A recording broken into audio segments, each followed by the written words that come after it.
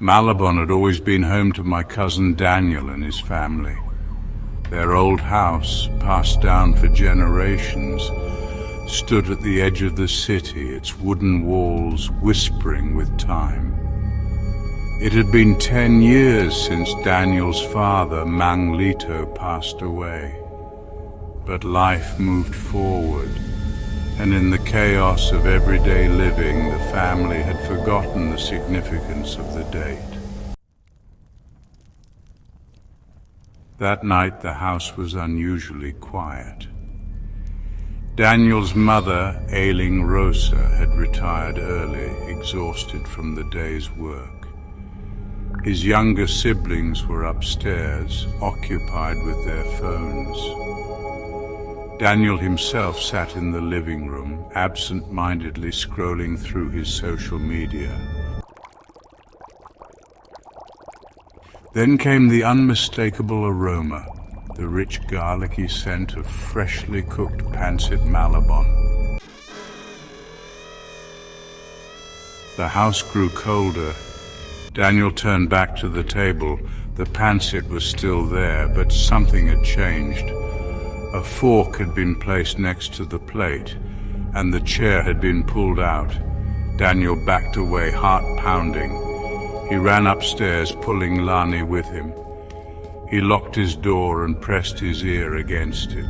The house was silent again, too silent. Then from the kitchen came the sound of a fork scraping against a plate. Someone was eating. The next morning, Daniel woke up to the smell of burning candles. When he stepped into the kitchen, his mother was already there.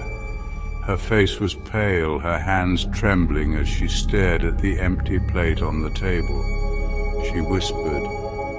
No one answered. Daniel saw his younger brother, Marco, rubbing his eyes sleepily. Did you eat the pancit last night? I thought you did. Ailing Rosa slowly sat down. Her eyes were full of fear.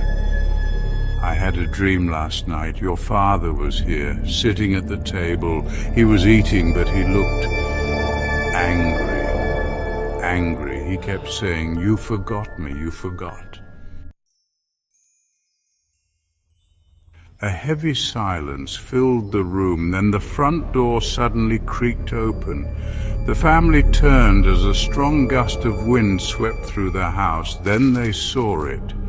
A framed photo of Mang Lito had fallen from the altar, and beneath it on the floor was a single fork. My God. We forgot his death anniversary. Daniel's mother clutched her chest, gasping.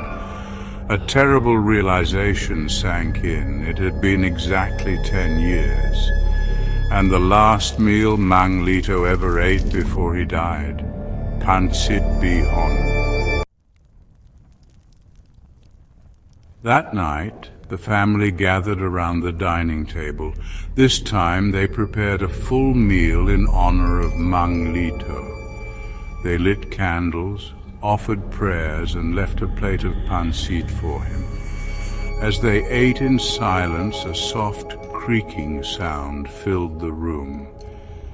They watched in stunned terror as the chair at the head of the table slowly pulled back on its own. No one spoke. No one moved. Then after a moment, the chair slid back under the table, and the scent of pancit bihon disappeared.